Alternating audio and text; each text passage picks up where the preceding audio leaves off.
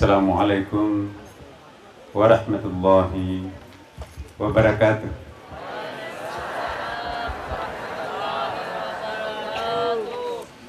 Alhamdulillahilladzi arsala rasulahu bil huda wa dinil haqq liyudhhirahu 'ala dini kulli walau karihal musyrikun.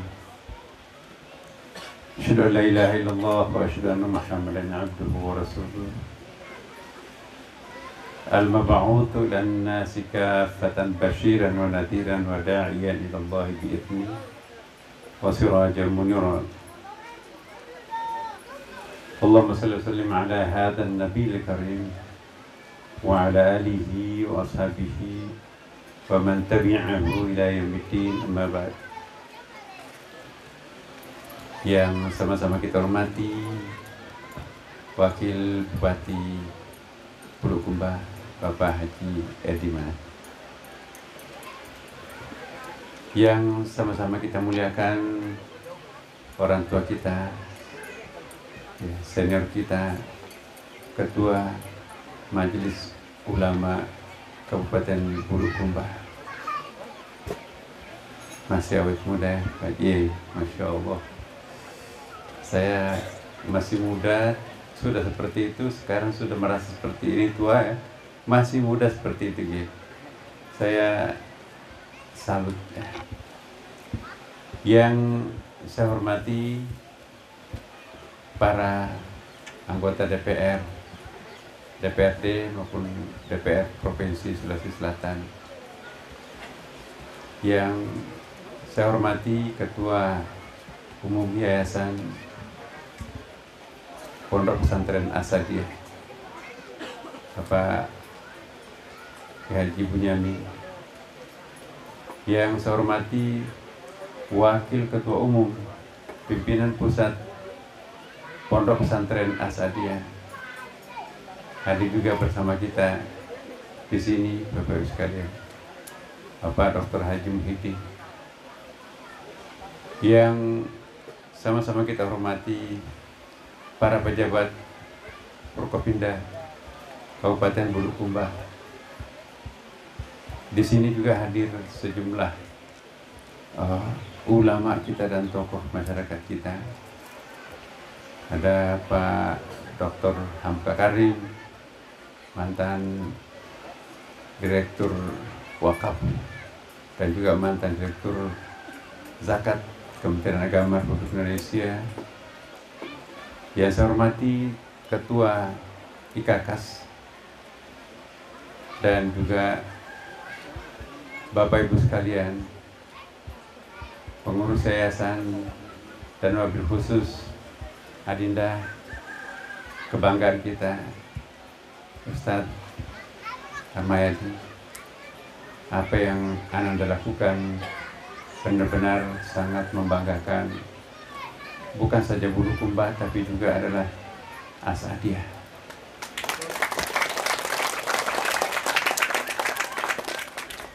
Di hadapan kita banyak sekali kembang-kembang yang warna-warni ya.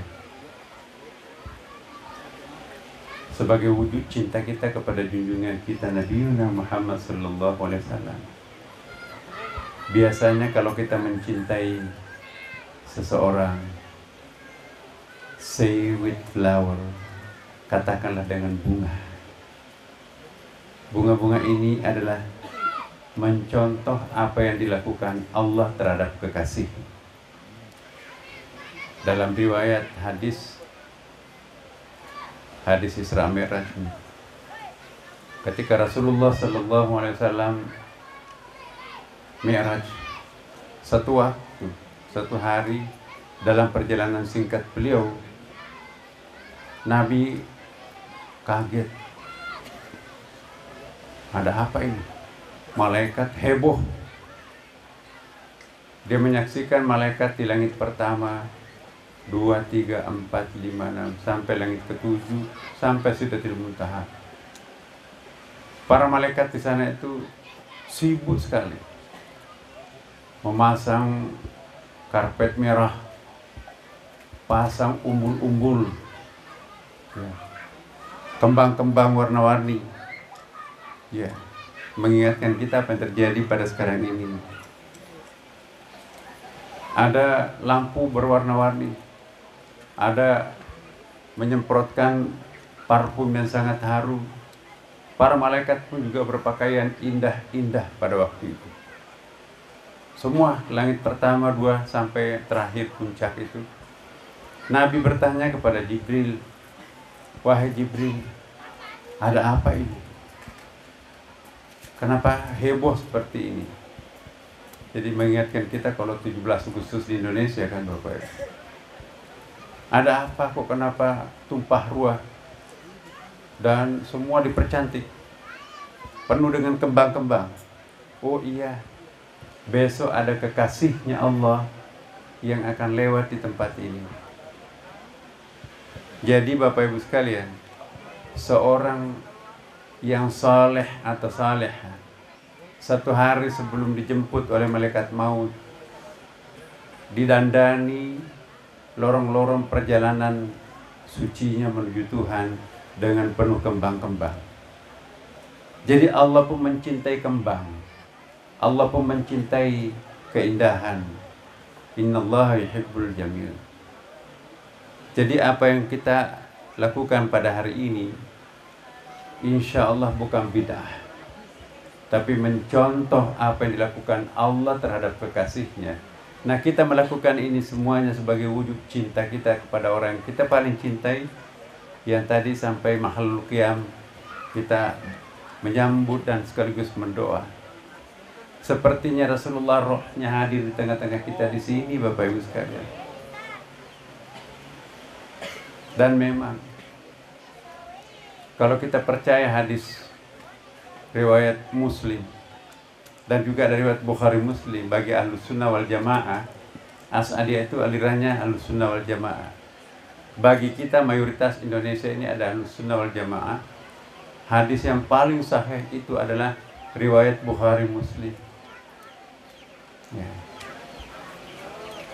Lain kalau Syiah, yang Ahlul Bait itu paling tinggi mutu hadisnya. Nah, kita di sini adalah Ahlus Sunnah wal Jamaah. Salah satu deretan hadis Ahlus Sunnah wal Jamaah yang diriwayatkan oleh periwayat hadis bahkan muttafaqun alaih, barang siapa yang menyebutkan namaku, barang siapa yang berselawat terhadapku, aku pasti tahu, dan aku akan memberikan syafaat nanti pada hari kiamat. Hari tidak ada yang mampu bisa memberikan pertolongan selain hanya aku, kata Rasulullah. Jadi tidak ada yang tidak diketahui oleh Rasulullah. Itu salah satu mukjizatnya Rasulullah, mampu diperlihatkan peristiwa masa lampau, masa silam, dan juga mampu diperlihatkan Allah masa akan datang yang belum terjadi. Itulah kebanggaan kita, Rasulullah Muhammad sallallahu alaihi wasallam. Satu saat Rasulullah sallallahu alaihi wasallam antara maghrib isya itu tiba-tiba Nabi menangis. Menangis itu sampai kedengaran suaranya terseduh-seduh. Ya. Akhirnya apa yang terjadi? Jamaahnya, sahabatnya pun juga ikut nangis. Itulah kalau orang yang kita cintai, begitu dia senang, kita senang. Begitu dia bersedih, ikut menangis juga. Akhirnya sahabat Nabi, ya Umar datang. Ya Rasulullah, kenapa engkau menangis? Akhirnya kami pun juga ikut menangis. Apakah engkau sakit? Tidak, aku enggak sakit. Apakah kamu menderita? Tidak, saya tidak menderita. Apakah ada problem di rumah tangganya? Tidak juga. Tapi kenapa menangis? Aku menangis sangat terharu. Aku diperlihatkan oleh Allah Subhanahu wa taala kekasihku. Sahabat, apakah bukan kami kekasihmu ya Rasulullah, yang setiap hari pergi berperang, mempertaruhkan nyawa bersama engkau? Lebih kaget lagi sahabat, jawaban Nabi, bukan. Kalian sahabatku, tapi bukan kekasih. Penasaran sahabat, siapa gerangan kekasihmu itu yang membuat engkau terseduh-seduh menangis? Saya menangis karena saya bangga dalam hati. Ada umatku nun jauh di sana, jauh dari tempat kelahiran aku di sini, jauh dari kurun waktu hidup kita di sini, sangat jauh, tapi luar biasa semaraknya merindukan diriku. Ya. Sangat mencintai diriku dengan ungkapan berbagai macam upacara dan acara. Saya menduga jangan-jangan yang membuat Nabi itu terharu menangis adalah kita-kita umat Islam di Indonesia ini. Karena memang Bapak Ibu, saya keliling, mungkin seluruh negara Islam saya sudah kunjungi. Tidak ada sebuah negara yang kalah Indonesia di dalam syiar keagamaan. Maulid Nabi ini setiap hari, ini sudah lewat bulan Maulid, masih juga dirayakan peringatan Maulid itu. Butuh bukti kecintaan umat terhadap Nabi-Nya. Kegiatan seperti ini kita nggak pernah saksikan di Saudi Arabia. Di negara-negara Timur Tengah saya sering ke sana, bahkan pernah tinggal di situ juga. Selawatan Maulid seperti ini nggak pernah tuh saya lihat. Ada selawat, apalagi ibu-ibu di sini kan banyak majelis taklim. Saya tidak pernah menyaksikan ada majelis taklim perempuan di Timur Tengah. Di rumah aja tinggalnya tuh. Bahkan pasar-pasar tradisional yang dipadati oleh laki-laki. Menjual ikan laki-laki, pembeli ikannya laki-laki, perempuannya nggak boleh ke pasar. Jarang lihat perempuan di situ. Di sini saya nggak tahu di Bulukumba sekarang. Siapa yang memadati pasar-pasar tradisional? Apa para laki-laki? Perempuan. Berarti benar-benar negara kita ini adalah seperti yang dilukiskan oleh Hillary Clinton, calon presiden Amerika, mantan Menteri Luar Negeri Amerika. Siapapun yang akan belajar kesetaraan gender, datanglah ke Indonesia. Perempuan tidak pernah dihalangi, dilarang untuk pergi ke ruang publik, apalagi ke pasar-pasar. Ya. Di sana harus didampingi oleh walinya dan sebagainya. Ada yang ketat. Ya. Ibu-ibu majelis taklim di sini, apakah didampingi walinya datang ke sini? Apakah ada yang mengganggu di jalan? Berarti kita hebat. Nabi menangis. Ya. Jangan-jangan yang disaksikan Nabi adalah kita di Indonesia ini. Lantunan selawat Nabi yang paling banyak, ada 200-an lebih, adalah buatan Indonesia yang dinasyidkan itu. Luar biasa. Coba Bapak Ibu lihat ke negara-negara lain, Afghanistan, Tajikistan, yang Tantan itu, Amerika di Asia Selatan, bahkan juga ya di Mesir, ya, ketua yayasan dan wakil ketua umum Al-Ikhlas lama tinggal di Mesir. Ya, kita tidak pernah melihat kesemarakan beragama Islam selain di Indonesia. Ada sebuah disertasi dari Amerika menulis disertasi tentang Ramadan di Indonesia. Kenapa di Indonesia? Tidak ada satu negara Islam pun seperti di Indonesia menyemarakkan bulan suci Ramadan. Yang menarik perhatian buat dia, PhD-nya itu, orang di kampung-kampung di seluruh Indonesia, bukan hanya di Jawa, tapi juga di Sulawesi Selatan, termasuk Bulukumba. Subuh-subuh jam 3, jam 4 itu, ada anak-anak kecil bawa panci-panci bekas, sahur. Saya nggak tahu ada nggak di sini. Masya Allah. Di negara lain tidak ada Bapak Ibu. Anehnya, tidak ada yang marah.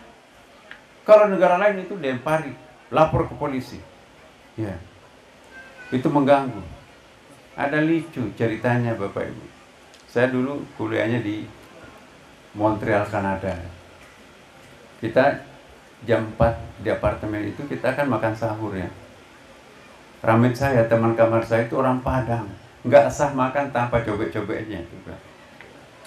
Nah, begitu hobinya dengan cobek, dia bawa batu cobekannya itu dari Padang tuh. Berat itu timbangannya itu. Jam 4 bikinlah cobek-cobek kami di lantai 5 pada waktu itu. Tiba-tiba ada polisi ketok pintu. Ada 2 polisi. Wah, ada salah apa kita ini?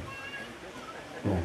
Dilaporkan oleh orang yang dibawa lantai 4 itu, ini ada orang yang mau membobol lantai kami ini. Subuh-subuh tengah malam tuh. Ya, jadi ada apa? Kenapa mau membobol lantainya orang? Apa yang bunyi? Ya ini Pak, ini kan agama Islam. Kita wajib puasa dan kita harus makan sahur. Dan cara makan sahur kita itu ada lauknya harus ditumbuk. Nah ini, akhirnya polisinya turun. Oh begitu ya. Gak jadi kami ditangkap Bapak. Jadi aneh. Dan itulah kita. Nah, Bapak Ibu sekalian, barang siapa yang menyebutkan nama aku pasti tahu, dan aku pasti memberikan syafaat pembelaan di hari pada mahsyar itu. Satu depah, satu jengkal, satu siku di atas kepala kita itu matahari. Orang berenang di atas keringatnya, dikeringkan di situ sampai ribuan tahun. Sampai di situ ada delegasi mewakili umat manusia. Datanglah satu kelompok. Hai Adam, kamu nenek moyang kami, datanglah menghadap kepada Allah. Ya surga-surga, neraka-neraka, daripada kami di sini tidak direkapitulasi, tidak dihisap amalnya. Kata Nabi Adam, saya takut menghadap kepada Allah hari ini. Kenapa? Saya pernah melanggar. Wala taqrabu hadhihi syajarah, jangan mendekati buah pohon khuldi ini. Saya makan bahkan. Aku takut juga kepada Allah pada yaumun azim, hari yang dahsyat ini. Delegasi manusia datang kepada Nabi Nuh. Assalamualaikum ya Nuh. Antum abul basyari tsani, kamu adalah bapak biologis manusia yang kedua. Dulu kan mati semua makhluk itu selain yang naik di atas perahunya Nabi Nuh alaihissalam. Datanglah menghadap kepada Allah, minta supaya dimulai pemeriksaan. Kami dikeringkan, mandi keringat, berenang di keringat seperti ini. Saya takut menghadap. Kenapa takut? Saya merasa salah pernah mendoakan umatku binasa. Binasa betul. 950 tahun Nabi Nuh berdakwah, yang ikut dakwahnya hanya bisa dihitung jari Bapak Ibu sekalian. Ya Allah, umat keras kepala ini hancurkan aja. Begitu selesai berdoa, datang tsunami Nuh. Langit runtuh membawa air. Tanah bocor menumpahkan airnya. Yang selamat hanya orang-orang yang naik di perahunya. Termasuk yang tidak selamat adalah anak biologisnya, namanya Kanaan, termasuk istri. Jadi anak yang paling bejat dalam Quran itu anaknya Nabi Nuh. Istri yang paling kafir dalam Quran, istrinya Nabi Nuh dan istrinya Nabi Lut. Jadi tidak otomatis istri ustadz itu saleh. Ada juga macam-macamnya tuh. Ya. Jadi tidak otomatis anak pejabat itu anaknya saleh. Ada juga nakalnya tuh. Dan ibu-ibu juga tidak otomatis suaminya adalah Fir'aun, ibu ikut juga jelek. Istri yang paling salehah, orang yang paling beriman di dalam Al-Quran siapa Bapak Ibu? Wa daraballahu matalan lil ladzina amanu imra'at Fir'aun. Orang yang paling beriman di dalam Al-Quran itu ialah istrinya Fir'aun. Tapi yang paling kafir istrinya Nabi Nuh, istrinya Nabi Lut. Anak yang paling saleh dalam Quran siapa? Nabi Ismail. Rela lehernya digorok demi perintah Allah. Ya. Bapak yang paling jelek dalam Quran siapa itu? Azar. Bapaknya Nabi Ibrahim. Bukan saja menyembah berhala, dia membuat berhala disembah orang lain. Nah. Istri yang paling ideal dalam Quran siapa Bapak Ibu? Diabadikan menjadi nama surah Siti Maryam. Single parent membesarkan anaknya dengan tekun, akhirnya anaknya jadi nabi, Nabi Isa alaihissalam. Siapa suami atau bapak yang paling ideal dalam Quran? Single parent juga dan diabadikan dalam Al-Quran, yaitu Luqman. Jadi saya tidak mengajak bapak untuk menceraikan istrinya untuk menjadi single parent, enggak, atau ibu, enggak. Jadi jangan pernah merasa kurang kalau tidak punya suami, entah karena meninggal atau karena cerai. Dan demikian pula sebaliknya. Ada contoh dalam Quran, kita bisa membesarkan anak kita sendirian kok. Ya. Kenapa tadi yang paling indah itu adalah istrinya Fir'aun? Siti, siapa namanya? Siti Asia. Kenapa? Rahasianya sampai diagung-agungkan dalam Al-Quran. Ya. Karena dia mampu menerima suaminya apapun adanya. Fir'aun itu bukan macam-macam orang itu ya. Kata dukunnya, orang yang akan menggantikan sedang hamil, instruksikan seluruh perempuan hamil dibantai, mati semuanya. Maaf yang mulia, anak itu, bayi itu lolos. Instruksikan seluruh bayi laki-laki dibunuh. Kejamnya Fir'aun seperti itu. Jadi dia tetap bersabar. Kenapa bersabar? Karena suaminya itu representase atau lambang daripada salah satu Asmaul Husna. Salah satu namanya Allah ialah Al-Mudil. Apa artinya Al-Mudil? Ibu-ibu hafal Asmaul Husna kan? Artinya Al-Mudil apa, Bu? Maha menyesatkan.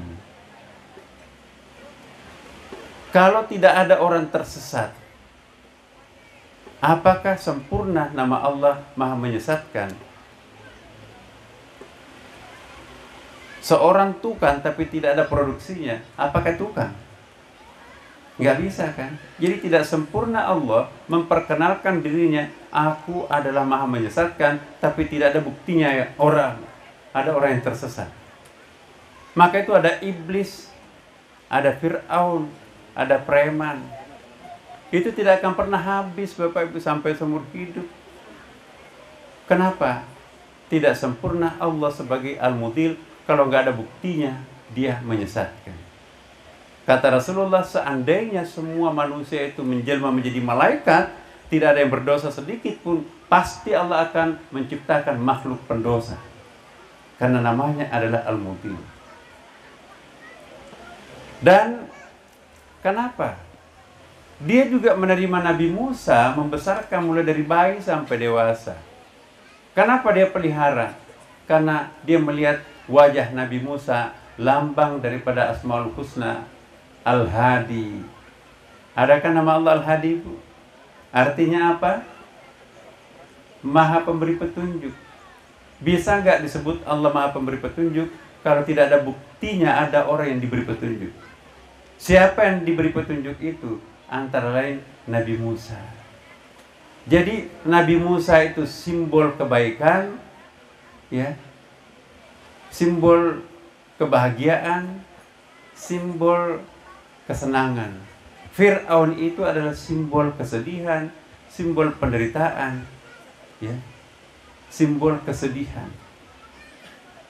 Tapi istrinya Fir'aun, Imra'at Fir'aun ini mampu menerima dua-duanya. Jadi orang yang mencapai puncak keimanan sejati tidak lagi membedakan antara penderitaan dan kenikmatan. Semakin besar jalan kita menerima kenyataan penderitaan dan kebahagiaan, maka semakin tidak beriman orang itu. Semua orang pasti hanya bisa menerima kenikmatan Dan tidak semua orang bisa bersabar dengan penderitaan. Istrinya Fir'aun itu dua-duanya. Dia menerima Fir'aun, untung ada suamiku, mau menjadi representase al-mudir. Ya. Orang gak ada yang mau jadi Fir'aun. Istriku mau menerima takdirnya sebagai Fir'aun demi untuk kesempurnaan Allah al-mudir. Akhirnya diberi penghargaan. Orang yang paling beriman dalam Quran itu adalah istri Fir'aun. Jadi ibu-ibu kalau suaminya Fir'aun kecil, gak apa-apa bu. Fir'aun besar pun juga gak apa-apa. Jadi kalau nanti kembali ke rumah ibu-ibu, ya papa, sekalipun engkau Fir'aun besar, aku terima kamu. Aku ingin menjadi orang yang paling beriman. Mau nggak ibu? Mau nggak? Nggak. Banyak jalur lain ke surga. Ya. Jadi simbolis.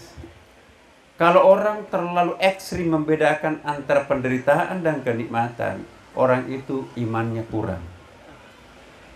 Tapi kalau orang itu diuji penderitaan, alhamdulillah.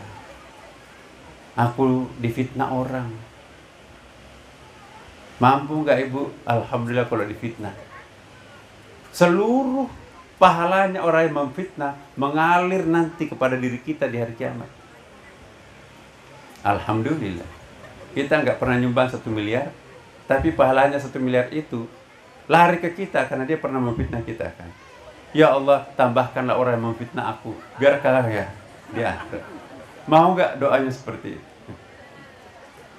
Satu hari orang dilanda penyakit demam, diampuni dosanya selama 1 tahun. Itu kata Rasulullah dalam Ihya Ulumuddin. Nanti kalau ibu demam, ya Allah panjangkan demamku 20 hari, 20 tahun akan digulung dosaku di situ. Mau nggak berdoa seperti itu? Dia kena musibah begitu. Tidak muncul satu musibah yang menimpa diri seseorang, walau duri menusuk tumit seseorang, melainkan itu pencuci dosa masa lampau. Tanda-tanda jika Allah mencintai hambanya, kata Rasulullah, dia mendatangkan siksaan lebih awal di dunia, supaya tidak transit lagi di neraka. Mau nggak transit 1000 tahun di neraka bu? Syukurilah penderitaan. Mau nggak berdoa, ya Allah anugerahkanlah aku musibah, penderitaan dan penyakit supaya digulung dosa-dosa aku. Mau berdoa seperti itu? Nggak diaminkan itu. Jadi ini, jangan pernah mendoakan orang lain binasa. Sebenci apapun kita terhadap Israel, Yerusalem, dibombastis itu. Saya kadang-kadang tidak mengaminkan doa imam besar Masjid Haram. Kadang-kadang terselip, hancurkanlah Zionis Yahudi itu. Nabi tidak pernah mengajarkan kita mendoakan orang lain binasa. Ketika Nabi dilempari preman Taif ketika hijrah, sampai tumit Rasulullah berdarah-darah. Kata malaikat, mau gak saya balaskan penderitaanmu? Jangan. Dia melakukan itu karena dia tidak mendapatkan hidayah dari Allah. Dia tidak tahu siapa aku. Lalu berdoa, Allahumma hdi qaumi. Ya Allah, berikanlah petunjuk kepada kaumku itu. Dia tidak tahu siapa aku. Kalau saya akan minta pertolongan, pertama kali saya minta kepada Allah yang Maha Penolong. Kita sama-sama makhluk. Mau nggak seperti Rasulullah? Mau nggak tidak sakit hati dimaki-maki, dizalimi tetangga? Enggak. Iya. Tidak gampang mencontoh Rasulullah bagi yang imannya kurang. Tapi kalau iman kita kuat, insya Allah gampang. Di mana ada penderitaan, di situ ada surat cinta Tuhan. Ya. Seandainya orang tahu apa hikmah di balik penderitaan, penyakit, musibah, dan juga fitnahan, ya, Allah yang bersangkutan pasti bersyukur kehadirat Allah Subhanahu wa taala. Hanya karena kita tidak tahu apa hikmah di balik penderitaan itu, maka kita mengeluh. Diuji kemewahan, tenang-tenang saja tuh. Waduh, terpilih menjadi anggota DPR, tapi kok senang-senang saja tuh istrinya. Kenapa? Jangan-jangan itu cobaan buat aku. Dulu suamiku sangat setia ketika belum menjadi anggota dewan. Tapi setelah menjadi anggota dewan, dielulukan oleh gadis-gadis, janda-janda. Jangan-jangan ini musibah buat aku. Iya. Dulu suamiku sebelum jadi bupati atau wakil bupati setia banget terhadapku. Ini kok setiap minggu ada rapat di Jakarta dan aku nggak boleh ikut. Bapak Ibu, banyak sekali apartemen di Jakarta sekarang ini nanti dihuni oleh Jumat Sabtu Minggu. Siapa pemiliknya? Bupati-bupati dari daerah. Kecuali Sulawesi Selatan nggak ada, apalagi Bulukumba nggak ada. Bapak. Kita percayalah, ya, berkah sumbangannya ke Pondok Pesantren As-Sadyah. Allah mengawasi langkah-langkahnya. Ya. Jadi kembali lagi Bapak Ibu sekalian, kalau kita merindukan mencintai Rasulullah Sallallahu Alaihi Wasallam, Nabi pun akan merindukan kita. Dia tahu siapa yang mencintai, siapa yang berselawat terhadap dirinya. Apalagi kalau orang itu memanggil Rasulullah dengan panggilan mesra, kode rahasianya Rasulullah, maka Rasulullah akan datang di tempat itu. Ya. Ada kode rahasia memanggil Rasulullah datang. Mau nggak maulid ini kita hadirkan rohnya Rasulullah? Mau nggak Bapak Ibu? Rindu nggak terhadap junjungan kita Nabi Muhammad SAW? Tahu nggak kode rahasianya? Mau tahu nggak? Gampang. Diabadikan menjadi 2 surah. Nama surah dalam Al-Quran. Surah Taha dan surah Yasin. Itu nama lain daripada Rasulullah Muhammad SAW. Ini saya tahu rahasianya, tapi boleh saya bocorkan. Saya waktu itu Katib Am, Sekjen PBNU. Zamannya Jesahal Mahfud. Saya paling dipercaya. Beliau tidak akan tanda tangan di surat PBNU. Sudah pernah diparaf nggak Katib Am saya? Saya Katib Am pada waktu belum. Balik itu dari Semarang ke Jakarta hanya untuk diparaf oleh Katib Am. Saya tanya, Yai, kenapa sih kalau orang-orang NU atau ulama-ulama kita itu, Habib-Habib itu, kalau melantungkan salawat badar itu pada berdiri? Jawabannya lain. Masa kepala negara hadirin dimohon berdiri, kepala negara memasuki ruangan. Semua berdiri kan? Nah, ini rohnya Rasulullah datang. Masa kita tidak memberikan penjemputan? Padahal Rasulullah datang ke tempat ini untuk mengenali wajah-wajah siapa yang akan diberikan syafaat nanti di padang mahsyar. Nah, itulah hebatnya Taha dan Yasin. Jadi di Jawa Bapak Ibu, setiap kali ada salawat badar dilantunkan, serentak orang itu berdiri. Kenapa? Karena menjemput rohnya Rasulullah Muhammad SAW. Mau nggak kita jemput? Salatullah, salamullah,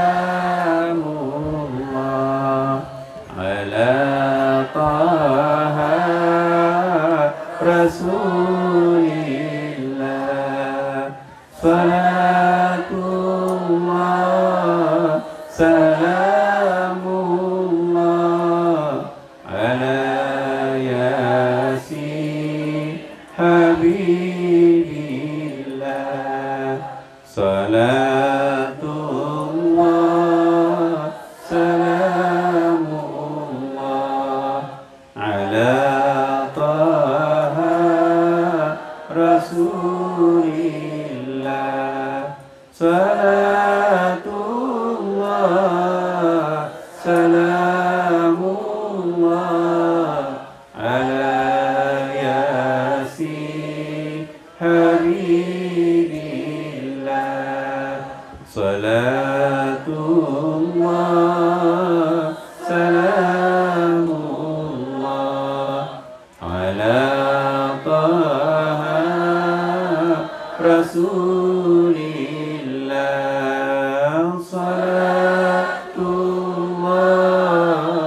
salamullah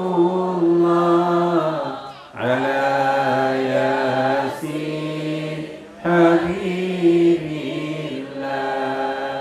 tawassalna bi bismillah wa bil hadi rasulillah wa kulli mujahidin lillah bi ahlil badri ya Allah. Al-Fatihah. A'udzubillahi minasyaitonirrajim. Bismillahirrahmanirrahim. Alhamdulillahi rabbil alamin. Ar-Rahmanir-Rahim. Maliki yaumiddin. Iyyaka na'budu wa iyyaka nasta'in. Ihdinas siratal mustaqim. Siratal ladzina an'amta 'alaihim ghairil maghdubi 'alaihim waladdallin. Ya Rasulullah, kami yakin Engkau hadir di tengah-tengah kami di sini. Ya Rasulullah, aku merasakan kehadiran-Mu, kehangatan-Mu. Di tengah-tengah kami Engkau hadir. Engkau diberikan keistimewaan oleh Allah untuk mendengarkan kami. Ya Rasulullah, lihatlah wajah kami yang berlumuran dosa ini. Lihatlah wajah kami. Kenalilah wajah kami ya Rasulullah satu persatu peserta maulid di tempat ini. Mintakanlah syafaat di hari kiamat nanti. Tidak ada yang bisa menolong kami selain hanya Engkau ya Rasulullah. Satu-satunya orang yang tidak pernah ditolak permohonannya oleh Allah hanya Engkau. Kenalilah wajah kami. Inilah wajah kami yang banyak durhaka, banyak dosanya, banyak alfanya ya Rasulullah. Tidak ada yang bisa menyelamatkan kami selain syafaat-Mu ya Rasulullah. Ya Allah, Engkau pun juga Maha menyaksikan. Kami berdiri sebagai tanda cinta kami kepada kekasih-Mu yang merupakan kekasih kami juga. Ya Allah, ampunilah dosa kami. Kami juga memohon ampuni juga dosa-dosa kedua orang tua kami. Mungkin dia tidak tahu bagaimana caranya bertaubat, tidak tahu bagaimana caranya berselawat. Doa yang dipanjatkan seorang anak itu akan diijabah oleh Allah. Saya adalah anaknya, ya Allah, ampuni kedua orang tua kami, kakek nenek kami, guru-guru ngaji kami, orang-orang yang pernah membantu kami, donatur kami. Ya Allah, ya Tuhan kami, berkahilah perjumpaan pertemuan kami di tempat ini. Ya Rasulullah, terima kasih atas kehadiran-Mu di tempat ini. Ya Rasulullah, seringlah menengok kami. Tidak ada nama yang paling sering kami sebutkan setiap hari 24 jam kami kecuali nama-Mu ya Rasulullah. Setiap kali menjawab suara azan, asyhadu anna Muhammadar Rasulullah. Setiap kali kami tahiyat dalam salat, di dalam salat beberapa kali sebutkan nama-Mu. Nama-Mu lebih sering kami sebutkan daripada memanggil orang tua kandung kami. Ya Rasulullah, saksikanlah, inilah kami umat-Mu meskipun jauh dari tanah kelahiran-Mu, meskipun kami jauh hidupnya dari kurun waktu hidup-Mu, tapi kami tidak mau kalah dengan sahabat yang menyertai-Mu pada waktu itu. Ya Rasulullah, abadikanlah wajah kami. Jangan lupakan kami, mintakan syafaat di padang mahsyar agar kami bisa meniti di atas siratal mustaqim yang melintas di atas neraka itu ya Rasulullah. Ya Rasulullah, Engkau menyaksikan para pencinta-Mu di Bulukumba ini. Terima kasih ya Rasulullah. Al-Fatihah. A'udzu billahi minasyaitonir rajim. Bismillahirrahmanirrahim. Alhamdulillahirabbil alamin arrahmanir rahim maliki yaumiddin. Iyyaka na'budu wa iyyaka nasta'in. Ihdinas siratal mustaqim. Siratal ladzina an'amta 'alaihim ghairil maghdubi 'alaihim waladdallin. Amin. Silakan duduk Bapak Ibu sekalian.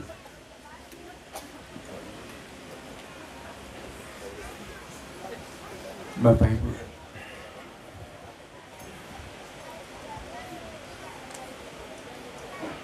inilah maulid. Tidak ada tujuan lain maulid itu kecuali untuk menghadirkan, mengungkapkan rasa cinta dan rindu kita kepada Allah Subhanahu wa taala dan kepada Rasulullah Muhammad sallallahu alaihi wasallam. Sayang enggak dengan Rasulullah, Bapak Ibu? Dia juga sayang kita. Cinta enggak dengan Allah? Kata Rasulullah dalam hadis qudsi, Allah berfirman, barang siapa yang mendekati aku satu jengkal, aku akan mendekatinya satu siku. Barang siapa hambaku yang mendekati aku satu siku, aku akan mendekatinya satu lepah. Barang siapa yang mencari aku berjalan, aku akan menemukan dirinya berlari. Bagaimana cintanya seorang ibu terhadap bayinya, aku jauh lebih cinta terhadap hamba. Suatu saat Bapak Ibu, Nabi melakukan pengajian Maghrib Isya, tiba-tiba dikepung oleh musuh di Madinah. Lari pontang-panting, ayo kita bersembunyi, mundur. Ada bayi ketinggalan, entah ibunya ke kamar kecil. Tiba-tiba hujan panah itu. Ada seorang ibu berteriak, anakku, anakku, anakku. Hei, mundur, mundur, itu anak panah itu. Aku tidak peduli, anakku. Untung gak ada yang kena anak panah itu. Hei, anakmu dipegang Rasulullah. Rasulullah dicari, mana Rasulullah? Oh, itu anakku ya Rasulullah. Semua sahabat takjub. Sahabat bertanya, luar biasa perempuan ini mencari anak. Di sela-sela hujanan anak panah itu. Ya Rasulullah, masih ada nggak cinta lebih kuat daripada cintanya seorang ibu terhadap bayinya? Kata Rasulullah, ada. Itu nggak ada artinya apa-apa dibanding cintanya Allah terhadap hambanya. Jadi Allah menciptakan hambanya itu dengan cinta. Ahsani takwin itu manusia. Sebesar apapun dosa yang pernah kita lakukan, Bapak Ibu sekalian, Allah Maha Pengasih, Maha Penyayang. Contohilah sifatnya Allah itu. Pengasih, penyayang terhadap orang lain. Dalam kitab Riyadhus Shalihin, di bagian awal itu, kitab pondok pesantren kita di Asadia dulu, dan ini kita wajib pondok pesantren seluruh Indonesia ternyata. Di situ ada hadis muttafaqun alaih. Artinya muttafaqun alaih itu diriwayatkan oleh para muhaddis kutubus sittah, ya, Bukhari, Muslim, Abu Daud, Nasai, Tirmizi, Ibnu Majah. Ya. Ada seorang pemuda gagah tapi preman datang ke rumahnya Pak Kiai.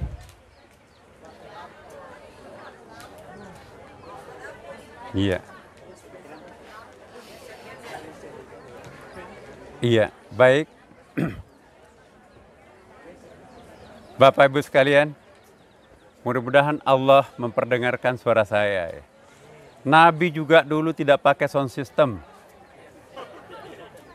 Tapi kalau hati yang terbuka sekalipun tidak pakai sound system, juga diberikan kekuatan mendengar.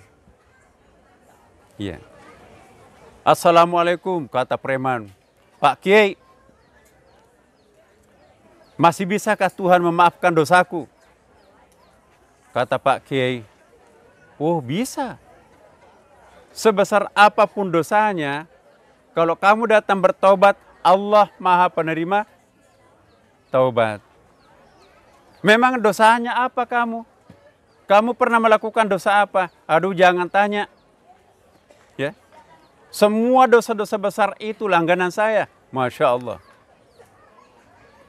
Kata Pak Kiainya, termasuk kamu pernah membunuh? Oh iya.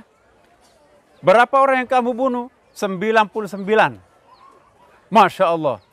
Jangankan 99, ya, satu orang saja kamu bunuh, pasti kamu masuk neraka. Lalu preman itu menghunus pedangnya, dia tebas lehernya Pak Kiai itu, jatuh kepalanya ke lantai. Dengan tenang pergi. Masyarakat gemetaran di luar. Hei, masih ada nggak ulama lain di sini? Ada Pak, di desa mana itu? Oh, itu pimpinan tahfidz Quran Al-Mubarakah, Mak Baraka. Misalnya ya, misalnya. Ada di desa itu. Lewat mana? Lurus, baru belok kiri, kira-kira berapa meter itu nanti engkau akan dapatkan rumahnya Pak Kiai yang kedua itu. Sampai di perbatasan, nyangkut kakinya, jatuh, preman itu mati di situ. Datanglah malaikat penjaga neraka, Mungkar dan Nakir. Sudah lama saya tunggu kedatanganmu, akhirnya kita ketemu di sini. Datang juga malaikat penjaga surga, Ridwan. Enggak, ini bagian saya. Bertengkar, mana mungkin bagiannya. Ini sudah membunuh 100 orang, ulama terkenal di desa ini dibunuh barusan. Kata penjaga surga, bukankah orang ini sudah melakukan langkah-langkah pertobatan? Dia menuju ke rumahnya Pak Kiai yang akan ditempati bertobat. Ya. Datang malaikat ketiga, hakim. Malaikat hakim ini datang, "Hai, sesama aparat hukum, jangan berantem. Mari kita ukur berapa langkah orang ini dari kiai yang dibunuh dan berapa langkah lagi perjalanan ini ke tempat kiai untuk bertobat." Bertiga malaikat ini datang mengukur, ternyata apa yang terjadi ibu bapak, satu langkah lebih dekat ke tempatnya orang yang akan ditempati bertobat. Subhanallah. Tes. Lalu malaikat penjaga surga, ya, dikatakan ini adalah hakmu, kata malaikat hakim. Saya kira bapak-bapak yang hadir di tempat ini belum pernah membunuh 100 orang kan? Belum pernah langganan pemerkosaan kan? Belum pernah mencuri, merampok kan? Orang perampok, pemerkosa, pembunuh 100 orang datang dalam keadaan taubat, diampuni oleh Allah. Itu buktinya Allah Ar-Rahman Ar-Rahim, Maha Pengasih, Maha Penyayang. Itulah Allah. Satu saat lagi Bapak Ibu, ada orang saking jahatnya dihukum in absentia, dihukum mati. Kalau ketemu orang itu langsung bunuh atau tangkap. Tiba-tiba antara maghrib isya juga dia datang. Begitu dia datang, sahabat-sahabat Nabi yang hadir di masjid itu langsung menghunus pedangnya. Karena jamaah pada waktu itu Bapak Ibu sekalian selalu bawa pedang karena tiap hari hampir Rasulullah dikepung orang. Jadi untuk bela diri kan. Lalu sahabat berloncatan mau membunuh penjahat ini. Yang dihukum mati tadi itu kan, mau dihukum mati. Kata Rasulullah,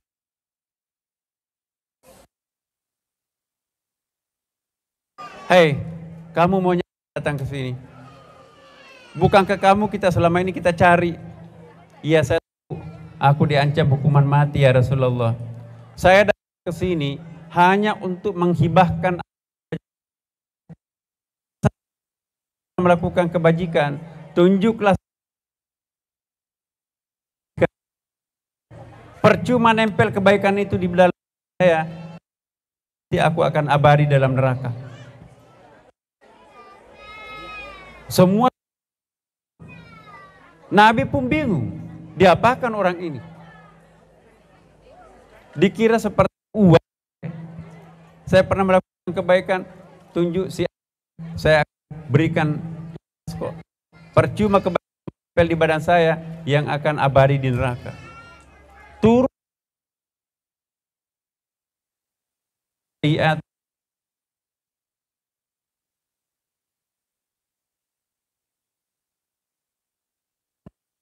sebesar apapun dosa Bapak, jangan khawatir, la taqnatu, jangan putus asa terhadap rahmatnya Allah Subhanahu wa taala. Allah bukan untuk ditakuti. Allah bukan figur yang mengerikan ditakuti, tapi sosok lembut untuk kita cintai. Itulah Tuhannya orang Islam Bapak Ibu.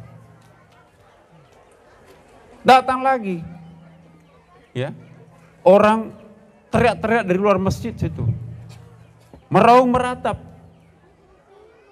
sampai masuk ke masjidnya Rasulullah antara maghrib isya juga nih, mengganggu pengajiannya Rasulullah. Meraung meratap, hei, kata Rasulullah, kenapa kamu menangis? Enggak mau bilang. Akhirnya, saya pernah melakukan dosa besar ya Rasulullah, inilah yang membuat aku menangis. Dosa apa gerangan yang kamu lakukan? Aku malu mengatakannya. Pokoknya sebutlah dosa apa yang paling besar, itu yang lebih dari itu yang saya lakukan. Kata Rasulullah, apakah dosamu lebih besar daripada Allah yang maha besar? Jawabannya, iya. Diusir oleh sahabat. Ya Rasulullah, jangan, ini orang gila ini. Masa dosanya lebih besar daripada Allah yang maha besar? Diusir pergi. Allah dibisikin oleh Allah, cari orang itu. Itulah contoh orang-orang yang melakukan pertobatan penuh dengan ketulusan. Akhirnya Rasulullah diberitahu oleh malaikat di mana ditemukan. Dia mengikatkan dirinya di batu, di gua, di gunung luar kota Madinah. Assalamualaikum ya fulan. Apa gerangan yang pernah kamu lakukan sampai dosamu lebih besar daripada Allah yang maha besar? Begini ya Rasulullah, ini terkenal dalam hadis pencuri kain kafan ya, dalam kitab hadis itu. Begini Rasulullah, kerjaanku adalah mencuri kain kafan, di mana ada mayat, saya kain kafannya, karena memang miskin pada waktu itu. Tapi saya juga jatuh cinta terhadap kembang desa saya ini. Tapi cintaku selalu ditolak. Bagaimana bisa diterima kok tukang tolong kan? Aku jatuh cinta banget, tapi perempuan kembang desa itu meninggal. Malam-malam setelah pengantarnya pergi, saya gali mayatnya kembang desa itu. Saya preteli kain kafannya. Sehabis itu aku gauli puas. Sepuas-puasnya saya gauli. Iya. Setelah aku puas, aku tinggalkan begitu saja. Sekonyong-konyong saya mendengarkan teriakan, ya Allah, apa yang pernah aku lakukan? Tega-teganya laki-laki itu mengangkat diriku, mempreteli kain kafanku, menggauli diriku, dibiarkan tergeletak di atas makam. Semenjak kejadian itu aku menangis dan aku nggak tahu apa yang harus lakukan. Kata Rasulullah begini, Allah sudah memaafkan dosamu. Allah menghargai usahamu untuk bertobat. Allah membaca hatimu benar-benar ingin sadar. Jangan bunuh, berhentilah menangis. Karena Allah. Saya kira kita tidak sejelek dengan penghuni ini. Jadi Bapak Ibu jangan putus asa. Mari membangun masa depan dengan taubat. Taubatkan seluruh kekeliruan yang pernah Bapak Ibu dan kita lakukan. Insya Allah, Allah Maha Pengasih, Allah Maha Penyayang. Melalui kegiatan maulid ini, semoga Allah membersihkan diri kita. Kita pulang dari peringatan maulid ini bebas dosa, karena Allah mengampuni kita. Kita pulang dari maulid ini karena Rasulullah sudah mengenali wajah kita nanti akan diberikan syafaat. Kita berangkat meninggalkan tempat ini dalam keadaan perasaan aman tanpa beban. Kenapa? Karena kita sudah dicintai Rasulullah Sallallahu Alaihi Wasallam. Inilah harapan kami dan kita semuanya Bapak Ibu. Kita semoga pondok pesantren ini berkembang. Ini adalah tiang pancang langit Bapak Ibu. Selama ada orang yang mengucapkan 2 kalimat syahadat, melantungkan la ilaha illallah 4, maka tidak akan langit itu gempa runtuh Bapak Ibu. Itu jadi kalimat la ilaha illallah itu tiang pancang langit. Maka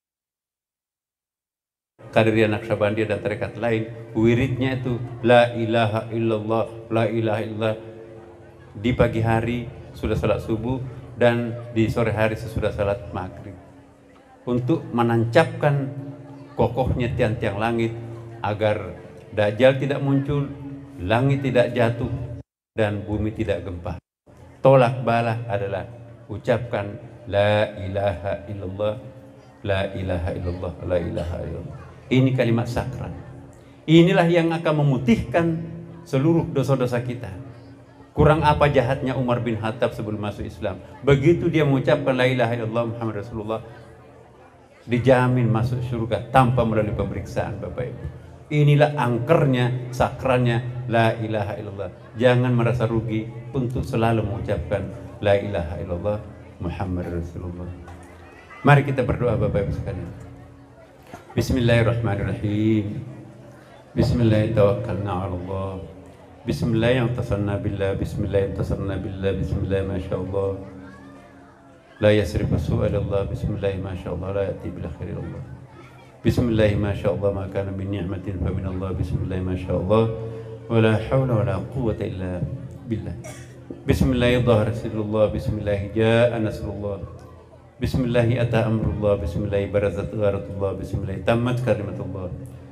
Bismillah rukibat khairullah. Bismillah intasharat nurullah. Bismillah ja'at rijalullah. Bismillah lama'at ayatullah. Bismillah nahnu fi amanillah. Bismillah alaina hifdullah. Bismillah fawqana hifdullah. Bismillah yahrusuna hifdullah. Bismillah dakhalna fi saati la ilaha illallah. Bismillah kharajna ala sahra yamani Muhammadir Rasulillah. Bismillah qul kullu min indillah. Bismillah wa kafa billah. Bismillah nahnu al-ghalibuna bi ismillah.